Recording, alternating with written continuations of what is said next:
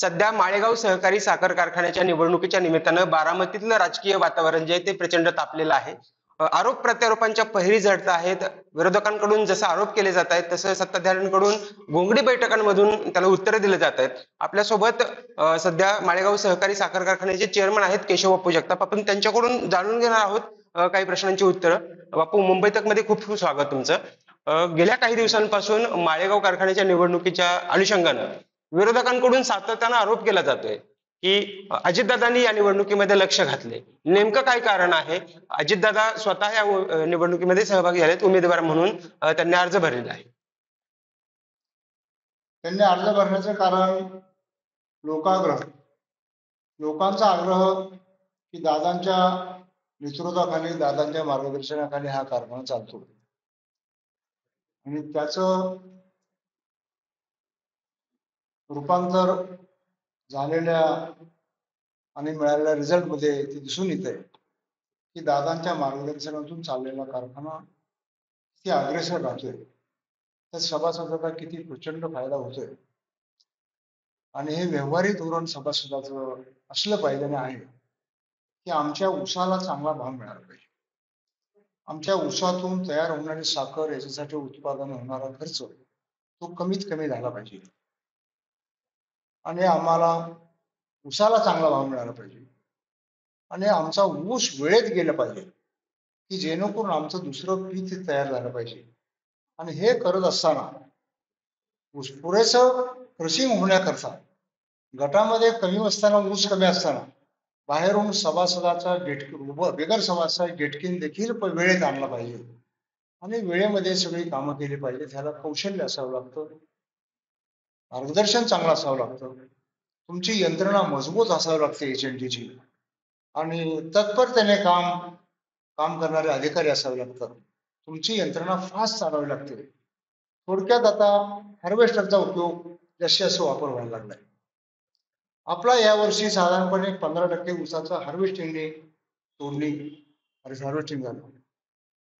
तर मित्रांनो, आपल्याकडे गेले त्यांच्या मागच्या 5 वर्षाच्या कारकिर्दीत लोकांच्या मध्ये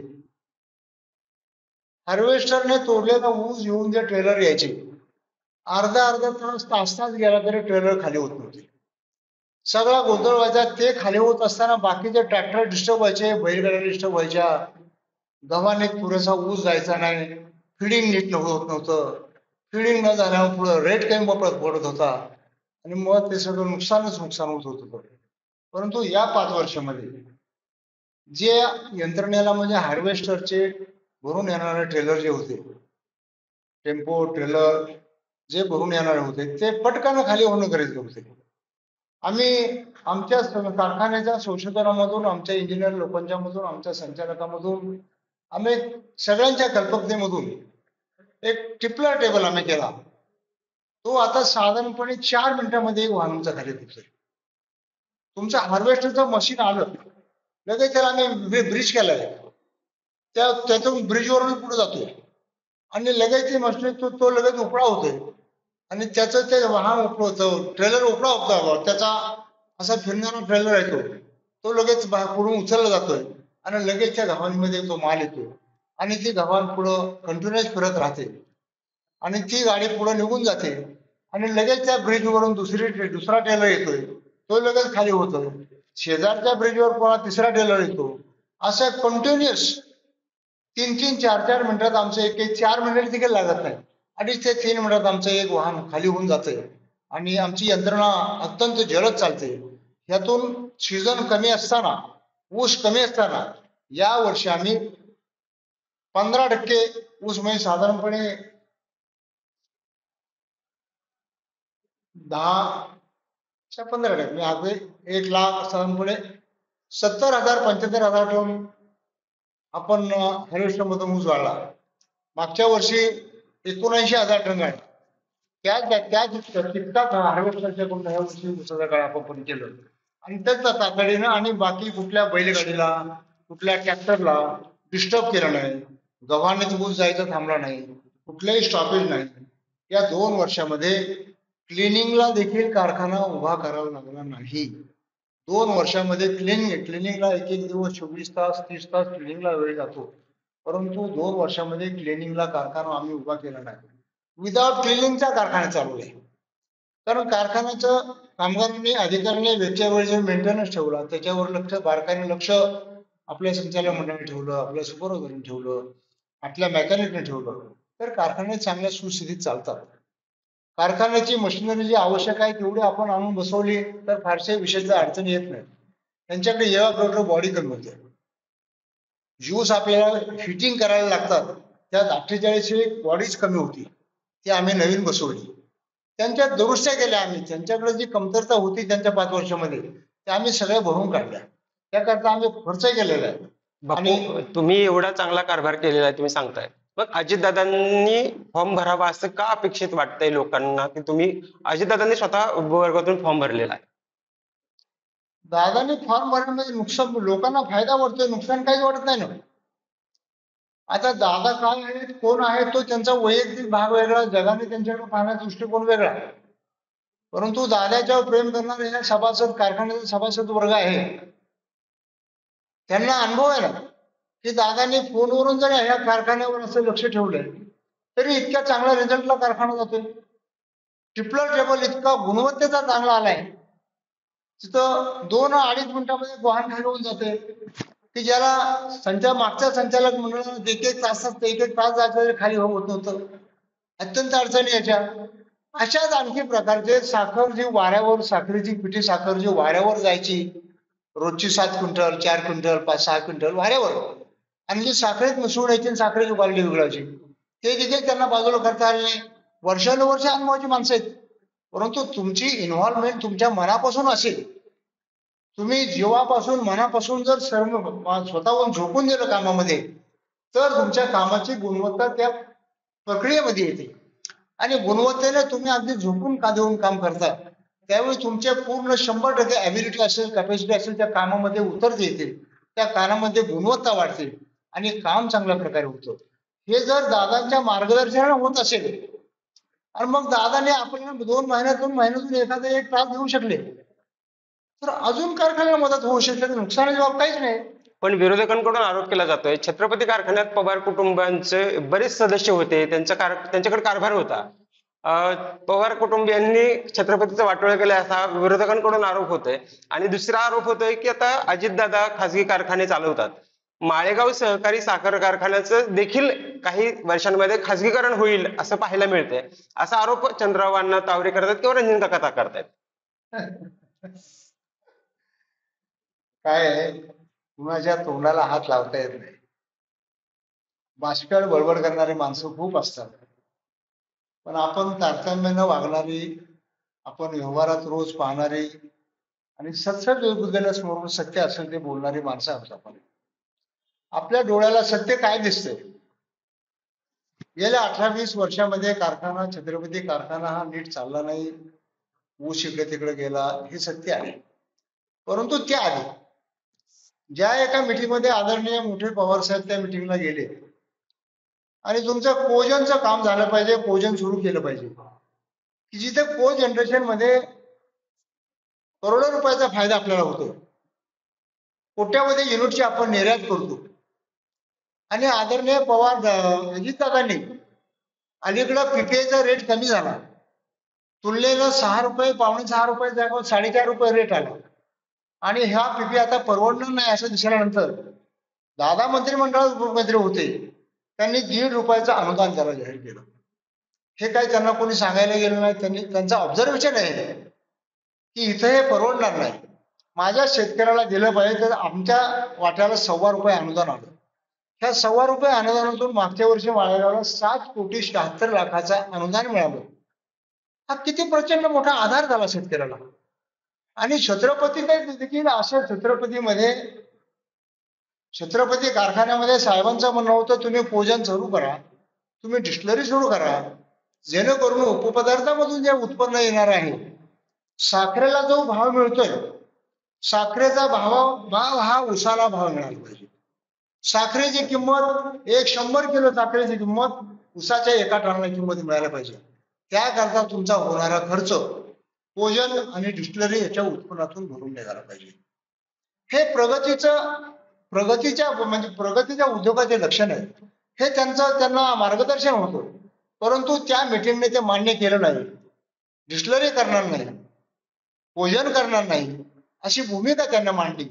आणि त्या दिवशी साहेबांनी निक्षून सांगितलं, जोपर्यंत तुम्ही हे मान्य करत नाही, जगाच्या गतीबरोबर तुम्ही सामील होत नाही, जगाबरोबर उसापासून जे उपपदार्थ आहेत तुम्ही कोजनची निर्मिती करत नाही, तुम्ही डिस्टलरीचा निर्णय घेत नाही, तोपर्यंत मी तुमच्या कारखान्याकडे येऊ शकत नाही, ते पाय ठेवणार नाही.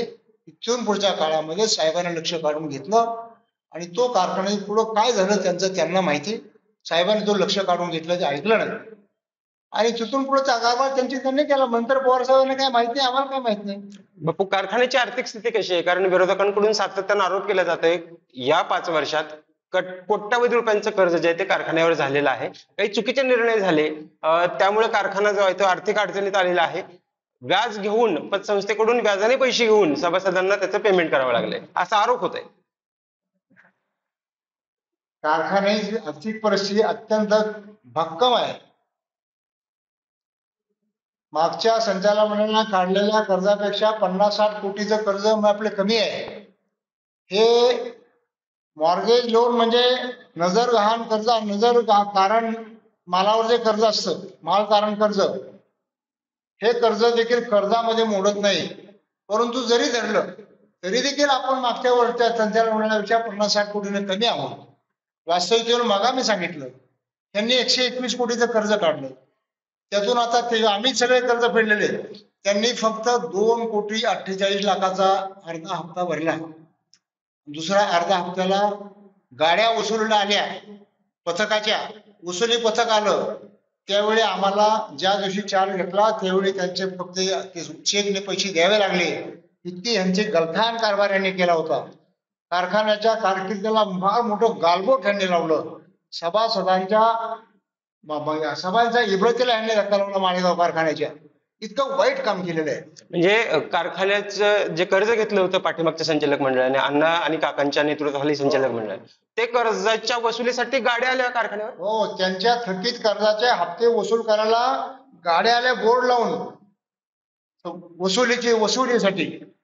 आणि ते कर्ज 2,28,00,000 कर्ज आम्ही त्या दिवशी 50 लाखाचा भाऊने चेक दिला. त्या दिवशी भाऊ चेअरमनचा चार्ज घेतला होता. 50 लाखाचा चेक दिला, नंतर पुढे 50 लाखाचे 4-5 चेक दिले. अशा पद्धतीने ते कर्ज फेडलं. म्हणजे ही कुवत त्यांना हप्ते देखील कर्ज फेडता आले नाही. तुम्हाला मागा सांगितलं एसबीआय बँकेचं 34,55,00,000 कर्ज त्यांनी वाहतूक जोडणीसाठी घेतलं, पैसा भरला नाही, सगळं कर्ज थकवलं. युनियन बँकेचं बेसल डोस देण्याकरता 10,60,00,000 कर्ज यांनी घेतलं, एक पैसा भरला नाही. वसुली केलेलं कर्ज, हे कर्ज वसूल झालं, ते कर्ज वसूल झालं. ह्या घाण कर्जाने, तर हे बेसल डोसच्या कर्जाने ही कर्ज आपण वैयक्तिक सभासदाच्या नावावर बँकेतून घेतो आणि सभासदांना बेसल डोस देतो. ह्यांनी न भरल्यामुळं प्रत्येक सभासदाचं सिबिल डिस्टर्ब झालं. त्यांना 2 वर्ष सिबिलच्या डिस्टर्बमुळे त्यांना वैयक्तिक कर्ज देखील बँकेतून घेता आले नाहीत. आम्ही त्यांची पूर्वी काढलेली कर्ज भरली आणि नंतरचा बेसल डोस देखील आम्ही रोखीनं आमच्या भांडवलामधून, आमच्या स्वतःच्या पैशातून, वर्किंग कॅपिटल मधून आम्ही बेसल डोस केला. आम्ही कर्ज घेतलं नाही बेसल डोस म्हणजे याच्यावरून, बेसल डोस साठी. म्हणजे याच्यावर आमची कारखान्याची आर्थिक कशी परिस्थिती आहे, त्यांचं कर्ज भरलं आणि तो बेसलला आम्ही स्वतःच्या पैशातून दिला, आमच्या खेळत्या भांडवलामधून दिलं. आम्ही कुठलेही कर्ज घेतलं नाही. आणि पतसंस्थेचा 1 पैसाही 10 पैसेही कर्ज आम्ही घेतलेलं नाही. पतसंस्था ठेवी ठेवतात, त्यांच्या काळात देखील 20 कोटीच्या ठेवी पतसंस्थेने ठेवलेल्या आहेत. पतसंस्थेच्या किंवा ते आपल्याकडे कारखान्याकडे ठेव बरेच लोक येतात ठेवायला, कारण कारखाना आपण 8% व्याज ठेवीला देतो. पतसंस्थेला बँकेमध्ये 5.5% व्याज मिळतं. इथं कारखाना 8% व्याज देतो, त्यामुळे ते संस्थेला फायद्याचं असतं. कारखान्याला कर्ज घेतलं बँकेकडून तर 11.5 ते 10.5 ते 11% कर्ज व्याज द्यावं लागतं आणि ठेवी आपल्या 8% मिळतात. 3%, 2.5% ते 3% आपला फायदा होतो. आणि ह्या फायद्यामध्ये साधारणपणे व्याजात 1.25 कोटीची कारखान्याची बचत होते. हा बचतीचा व्यवसाय आहे. आम्ही कुठल्याही पतसंस्थेकडून कर्ज घेतलं नाही. आम्ही पतसंस्थेला काय तारण दिलं नाही. तारण दिल्याशिवाय कर्ज पतसंस्था देत नाही. आणि पतसंस्था कर्ज त्यांच्याकडून कर्ज घेण्या इतकंच आमची पत गेलेलं नाही. आमची पत आहे म्हणून पतसंस्था ठेवी ठेवतात आणि ठेवी ठेवते आम्ही घेतो. 8% ठेवी घेतलेल्या कोण नाकारणार आहे? आम्ही घेतल्या. त्या प्रश्न एक अडचण नाही. आम्ही आमची आर्थिक परिस्थिती चांगली नसती तर आम्ही 3636 रुपये दर दिला असता का? आमची आर्थिक परिस्थिती डगवायला आली असती. सभासदांनी मागितले वन टाइम पेमेंट 436 रुपये, जे आजपर्यंत कारकिर्दीमध्ये कुणी कारखान्याने पेमेंट केलं नाही. ऍट ए टाइम 436 पेमेंट कारखान्याने कधी केलेलं नाही. प्रश्न आला नाही करायचा, करू शकले नाहीत. परंतु या संचालक मंडळानं दादांच्या मार्गदर्शनाखाली सभासदांनी मागणी केली, त्यांच्या हक्काची मागणी केली, आम्ही मान्य केली आणि आम्ही एखादी सुट्टी पूर्णही केली. आमच्याजवळ पैसे होते, आमची भक्कम परिस्थितीमुळे आम्ही केलं. आणि ते केल्यानंतर पण 100 रुपये खुडकीचे नेहमी द्यायचे. ही मंडळी 100 रुपये द्यायचे. ते लोकांना पैसे पुरत नव्हते. लोकांची स्वतःच मागणी होती आम्हाला 200 रुपये द्या. त्यात आम्हाला दादाने सांगितलं, तुम्ही काय असं काय तरी लोक म्हणतात 200 रुपयाची मागणी करतात, तुम्ही 100 रुपये देतात. आणि वास्तवात असं दिसतंय की बाबा 100 रुपयामध्ये काहीच होत नाही. जून मध्ये मुलांच्या शाळा सुरू होतात, दप्तर असतं, त्यांचं युनिफॉर्म असतात, त्यांची फी भरायची असते, घरातले वडीलधाऱ्या मंडळीचे आजार पण असतं आणि शिवाय लागणी करायची असतात उसाच्या. आणि मग लागणारे 100 रुपये ठरवले त्यांना शिल्लक राहिले मिळाले तर चांगले बाबा, चांगलं तणनाशक मारतील, चांगला बेसल डोस टाकतील, चांगलं बियाणं आणतील. काय तुम्ही सरी तोडणी बियाण्याचे तर लागणीचे काय भर झाला त्याला स्वावलंबी होतील. द्या त्यांना. काय उद्या फायनल मध्ये तुम्ही देणार आहात ना, मग त्याच्या ऐवजी खुडकीमध्ये तुम्हाला 100 रुपये वाढवून द्यायचे. आम्ही लगेच 200 रुपये दिले. पण हे हा जो कार्ड पेमेंट दिले तुम्ही, ते निवडणूक डोळ्यासमोर ठेवून निवडणूक चालू आहे म्हणून दिले मागच्या वर्षी असं? निवडणूक नव्हती. मागच्या चालू वर्षी वर्षात. आम्ही 200 दिले. मागच्या वर्षी आम्ही 200 रुपये दिले. यावर्षी पण 200 रुपये दिले. यावर्षी निवडणूक आहे पण आम्ही निवडणूक मागच्या वर्षी 200 रुपये दिले, ह्या वर्षी नाही. आणि 200 रुपयाचा प्रघात झाला सुरू होता, आम्ही सुरू केला तो. म्हणजे गेल्या वर्षीपासून जो प्रकार सुरू झाला त्याची अंमलबजावणी तुम्ही प्रघात सुरू यावर्षी? झाला त्याची अंमलबजावणी. हे नवीन नाही. मागच्या वर्षी हा निर्णय घेतला. त्याचवेळी दादाने सूचना केल्या, हे लोकांना पैसे पुरत नाहीत, तुम्ही 100चा प्रघात मोडून हा 200 रुपये दिले पाहिजे. गरज आहे लोकांची आणि लोकांच्या गरजेसाठी हा कारखाना आहे. तुमच्याकडे पैसे आहेत, तुम्ही उद्या पैसे देणार, त्यातले 100 रुपये आहे द्यायचे, 100 रुपये वाढवून द्या. आणि दिले. लोक खुश झाले. त्यांच्या गरजा भागल्या, बऱ्याच मागण्या त्यांच्या पूर्ण केल्या. बरं, त्यांचाच पैसा आहे आणि त्यांचा हक्क आहे, फक्त द्यायचा अधिकार आपला बापू, वापरला. गेल्या काही दिवसांपासून तुमच्या कारभारावर बोट ठेवलं जात आहे. संचालकांची काही मनमानी पाहायला मिळत होती असं म्हणतायत. किंवा नोकर भरतीचा मुद्दा वारंवार सभांमधून ऐकायला मिळतोय, किंवा कामगार बढतीचा विषय जो आहे तो तुमच्या कारभारावर बोट ठेवलं जाते. कशा पद्धतीने उत्तर द्याल तुम्ही? नाही, आमचा कारभार खेळी मिळत जातो. आमच्याकडे हुकुमशाही प्रवृत्ती नाही. आमच्या नेत्याचं मार्गदर्शन ते नाही. आता ज्यांना हुकुमशाही मीच करेल तो कायदा, मीच करणार, मी करेल तेच बरोबर असं जर असेल तर त्या वृत्तीला आमचा विरोध आहे. तुम्ही हा सहकार आहे. प्रत्येक माणूस अगदी 100% बरोबर करतो हे व्यवहारातही पटत नाही. आणि आपण कुठं आपल्याला काय एखादं कमतरता आली, एखाद्यानं दुरुस्ती सुचवली चांगली तर ती स्वीकारायला हरकत नाही. परंतु मी हम करे कायदा मानणारे जे लोक असतात, हे तोडजोड न करणारे, स्वतःच्या हुकुमशाही वृत्तीनं वागणारे, हट्टी ज्यांना म्हणता येईल, ज्याला अहंकारी म्हणता येईल.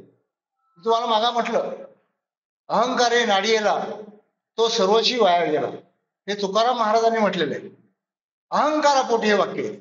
आणि यातून तुम्ही दुसऱ्याला खेळकरपणे काम चांगल्या प्रकारे जनरल मीटिंग मागच्या वर्षी झाली, एकही वाक्य उलट चुकीचं काही नाही. अगदी 2-3 तासात जनरल मीटिंग संपली. त्या मागण्या होत्या, सगळ्यांच्या मान्य केल्या. कुशीत अगदी टाळ्याच्या गजरात लोकांनी सगळ्या कामं मंजूर केले. हे काय, कशाच द्योतक आहे? लोकांच्या आनंदाचं, यशाचं द्योतक आहे. लोकांनी स्वीकारलं सगळं. त्यांचा संचालक मंडळाचा कारभार चांगला आहे हे मागच्या वर्षीच्या जनरल बॉडी मीटिंगने स्पष्टपणे चिन्ह दिले, स्वीकारलं की तुम्ही खेळीमेळीनं काम करीत आहात, आमच्या मागण्या मान्य करतात, आम्हाला पैसे वेळेवर देतात, शिवाय पुरेसे देतात, राज्यात एक नंबर, राज्यात नाही देशात एक नंबरचा भाव देतात. हे खेळीमेळीनं काम केल्यानंतर तुमच्या प्रत्येकाच्या सूचना स्वीकारल्या जातात. प्रत्येकाला अधिकार आहे तिथे. तिथं हुकुमशाहीप्रमाणे एकाच चेअरमनला अगदी ताठणपणानं काम करायचं आणि बाकीच्यांनी ताटाखाली मांजरासारखं वागायचं तशी पद्धत आमच्याकडे नाही. आमच्या नेत्याकडे लोकशाही आहे आणि त्यामध्ये प्रत्येकाच्या सूचनेला किंमत आहे. तुमच्या योग्य सूचना स्वीकारल्या जातात आणि त्यामुळं त्यांना वाटत असेल ह्यांचं काय, पण तो प्रकार तिथं नाही. हा असा काही प्रकार नाही. अण्णांबद्दल तुम्ही सांगतात की अण्णा हट्टी आहेत, अहंकारी आहेत. ते म्हणतील तसाच कारभार तिथं झाला पाहिजे असा त्यांचा आग्रह असतो. पण ते म्हणतायत की आम्ही खिसे फाटेपर्यंत पैसे लोकांना देतो. त्यांचं एक वाक्य नेहमी सभेत पाहायला मिळतं की खिसा फाटेपर्यंत पैसे देणार. नेमकं तुम्ही खिसा फाटेपर्यंत पैसे दिलेत का नाही मग सभासद? आता आम्ही पैसे इतके दिलेत की त्यांना खिशात पैसे द्यायला खिसेच राहिले नाही. आणि अण्णा अहंकारी, तुम्हाला एक उदाहरण सांगेल, मी सांगायची गरज नाही. तुम्हाला मतदान केलं लोकांनी, तुम्ही संचालक मंडळ निवडणुकीत उभा राहा. तुमचं प्रतिनिधित्व ज्यांनी केलं, ज्या नेत्याने केलं, तुमचा पेरा लोकांनी का पाडला? सभासदांना तुम्हाला 20च्या निवडणुकीमध्ये का नाकारलं, हे आत्मसंशोधन करायचा प्रसंग आहे. का नाकारलं त्याला 5 वर्षात त्यांनी उत्तर दिलं नाही. 5 वर्षात ते एकाही मिटिंगला हजर राहिले नाही. हा सभासदांचा आता म्हणणं आहे की हा आमचा अवमान आहे. एकाही मिटिंगला तुम्ही येत नाही, प्रत्येक मिटिंग रजेचा अर्ज दिला, तुमचा न्यूनगंड, तुमचा अहंकार आहे. मी चेअरमन झालो तर कार्यालयात ऑफिसमध्ये जाईल, जर खुर्ची बसेल, तुम्ही डायरेक्टर म्हणून बसणार नाही, हा अहंकार तुमचा आहे. तुम्ही चेअरमन नसताना मिटिंगला येत नाही, प्रत्येक मिटिंगला अर्ज देतात. तुम्हाला सभासदांनी निवडून कशाला दिलंय? ज्या निवडून आलेल्या सभासदांना मतदान सभासदांनी केलं त्यापेक्षा किंबहुना 2 मतं तुम्हाला जास्त दिली, त्याच भावनेने दिली. तुमचे 4 मेंबर निवडून दिले आणि त्यातून एक मेंबर 3 वर्ष आला नाही मिटिंगला, 3 वर्ष ते मिटिंगला आले नाहीत. आणि नंतर हे तर तुम्ही ज्यांचा अण्णा म्हणता त्याच्यात 5 वर्षात एकाही मिटिंगला हजर राहिले नाही. पण ते सांगतायत की काय म्हणायचं, अहंकार म्हणायचं, काय म्हणायचं? आणि हे अहंकारापोटी ते बोलताय, हा स्पष्ट अहंकार आहे ना. 5 वर्ष तुम्ही सभेला येत नाही, मिटिंगला येत नाही, तुम्हाला कामकाजची माहिती नाही, आणि कामकाज काय चाललंय तुम्हाला काय माहितीये? अरे तुम्ही पायच टाकला नाही, तुम्ही सहभागीच झाला नाही कामामध्ये, तुम्हाला काय माहितच नाही, तर तुम्हाला त्या बोलायचा अधिकार काय? तुम्ही ऐकू माहिती तुम्ही बोलता सगळं, आणि तुम्ही सभाचा अवमान करता. दिलेल्या पवित्र मताचा अवमान आहे हा. तुम्हाला दिलेला अधिकारा तुम्ही बेरळपणे झिडकारून दिलोय, झिडकारून. तुम्ही इतका अहंकार आहे तुम्हाला, तो अहंकार लोकांनी झिडकारला. तुमच्या अहंकारापोटी सारखा लोकांनी तुम्हाला नाकारलं, हे मान्य केलं नाही का? तुम्ही तुमचा पराजय झाला आहे, तुम्ही मान्य केलं नाही का? आणि तरी त्या पराजयाचा सुद्धा अहंकार तुम्हाला आहे की अजून मी चेअरमन झालेलं जाणार नाही, हे कदापि होणार नाही. ते सांगतायत की सहकार कायद्याने मला तशी तरतूद दिलेली आहे आणि मी रजेचा अर्ज प्रत्येक वेळी पाठवत होतो, त्यामुळे मी मिटिंगला उपस्थित राहिलो काय नाही राहिलो काय. कायदेशीर तरतुदीमध्ये मतदानाचा भाग जरी आला, कायदेशीर तरतूद वेगळी. कायद्यानं कुठे लिहिलेलं नाही की सभासदाला तू इथं शिक्का मार म्हणून, त्यात कायदा नसतो. त्यात तुमच्या कर्तृत्वाचा भाग आहे, तुमच्या मानसिकतेचा भाग आहे. तुमच्यावर, तुमच्या कामावर, ज्या माणसाचे तुमचं काम सभासदाच्या मनात बसलं, सभासदांना आवडलं, तो काही कायद्यानं मतदान होत नाही. कायद्यानं मतदानाचा अधिकार आहे, पण ते अधिकार कुठं राबवायचा तो तुमच्या कर्तृत्वावर. त्या सभासदाला तुमचं काम जिथं पटलं, तुमचं अप्रिशिएट केलं, हे अप्रिशिएट जर असेल तर सभासद तुमच्या नावावर शिक्का मारतो. तर तुमचं मेजॉरिटी जेव्हा सभासदांनी नाकारली तेव्हा तुम्ही गेला, फेल झाला. इतक्या वर्षाची तुमची मक्तेदारी सभासदांनी मागच्या निवडणुकीमध्ये हाणून पाडली. दादांच्या नेतृत्वाखालचं निवडणूक पॅनल बहुमतानं आलं, तिथंच सभासदांनी कौल दिलाय की तुमचं काम नाही, आता तुम्हाला आम्ही देत नाही, तुम्हाला आम्ही सभासद देणार नाही, तुम्हाला विरोधी पक्षाच्यात बसावं लागेल आणि विरोधी पक्ष म्हणून काम करावं लागेल. तुम्ही विरोधी पक्ष बाकावर बसला नाही, तुम्ही विरोधी पक्ष म्हणून सभासद आला नाही, मिटिंग लागणार आहे, तुम्ही विरोधी पक्ष म्हणून तुमची कामगिरी केलेलं आहे. तुम्ही विरोधात असताना तुमच्यातले काही सभासद, काही डायरेक्टर अंगावरचे कपडे काढून ते कुठं उड्या टाकत होते, उपोषण आंदोलन करत होते. मग ह्या 5 वर्षात तुम्ही का नाही विरोधकाचं काम केलं? तुम्ही का नाही मोठ्या हे मांडलं? आर्थिक अशाचे चाललेलं आहे. तुम्हाला एकदम डबगायला कारखाना तुम्हाला असं आणून पुन्हा यायचं होतं का? आम्ही ती वेळ येऊ देणार नाही, सभासदांनी वेळ येऊ दिलेली नाही, संचालक मंडळाने ते वेळ येऊ दिलेली नाही. आज त्यांच्यापेक्षाही आर्थिक स्थिती कारखान्याची भक्कम आहे. कारखाना उद्या किती भाव झाला तो भक्कमपणे, कुणाच्या बिना आधारित कारखाना स्वतःच्या पायावर सगळा कारखान्याचा भाव देतोय, आतापर्यंत दिलाय. महाराष्ट्रामध्ये 3332 रुपये महाराष्ट्रात कुठल्याही कारखान्याने आज रोजी आडवा दिलेला नाही, हा आम्ही दिलेला आहे. मग आम्ही स्वावलंबी आहोत का नाही? आणि हे कर्ज उचललंय, हे माल तारण कर्ज आहे. हे माल तारण कर्ज तुमच्या मालाच्या किमतीच्या 70% 80% मिळतं आणि ते माल विकला की कर्ज जातं. हे कर्ज नसतं. कर्ज आज रोजी फक्त त्यांनी काढलेलं 121 कोटीचं, त्यातून आम्ही कर्ज भरून राहिले फक्त 23 कोटी आणि आम्ही काढलेले 19 कोटी आहे. एवढंच कर्ज आहे, 43 कोटी. हे एवढंच कर्ज आहे. कारखान्याकडे बघायला असं कर नाही, पुढे काळजी करू नका. खंबीर आहे कारखाना. माळेगाव कारखान्याला परमेश्वरानं खूप मोठी ताकद दिलेली आहे. त्या 22,000 कुटुंबाचा आशीर्वाद या माळेगाव कारखान्याला आहे आणि त्यांचं पाठबळ आहे कारखान्याला. आणि त्यांच्या पाठबळावर कारखाना खूप सक्षम, खूप भक्कम आहे. बिलकुल व्हायला येणार नाही कारखाना. आणि बापू, तुम्ही उल्लेख केला आता अण्णा अहंकारी आहेत. ते म्हणाले की मी चेअरमन झालो तरच कारखान्यावर पाऊल ठेवणार. आता अण्णांची जी मुलाखत घेतली आम्ही त्यावेळी सांगतायत की मला अजितदादांकडून चेअरमन पदाची ऑफर होती. तुमच्या विचाराचे संचालक तुम्ही निवडा, माझ्याही विचाराचे तुमच्याकडे यादी देतो, तुम्ही निवडा, अशी ऑफर होती. नेमकं काय आहे? हे सगळं सोयीचं. आता काहीच सापडत नाही. आता गटाणा खायला लागले, पाणी तर दरडायला लागलं, आता कुठंच पोहता येणार, गटाणा खायला लागले, मग आई ग म्हणता येणार, काहीच म्हणता येणार. हा शेवटचा त्यांचा आहे, शेवटचा प्रयत्न आहे. हा प्रयत्न हाणून पडणार आहे? बिलकुल नाही. हे बुडणार आहे. ह्या निवडणुकीत एक रेकॉर्ड होणार आहे. हे गटांगणातून आता वर राहणार नाही, खाली जाणार आहे चढावर. हे पूर्णपणे बुडणार आहे. ही काळाची गरज आहे आणि ही आज वेळ साधणार आहे. सभासदांनी आता सगळे यांचं पाहिले.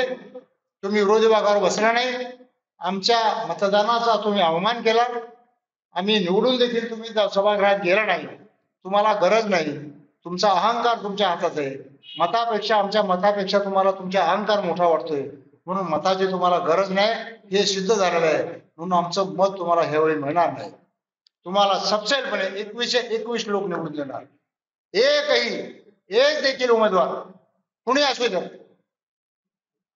कुणी असला 21 मधला एकही निवडून येणार नाही. इतकं सभासद आज मानसिक तयारीमध्ये आहे की या पंचवार्षिकला रेकॉर्ड होणार आहे आणि 21 उमेदवार नीलकंठेश्वर पॅनल हे निवडून येणार. 21-0 होईल.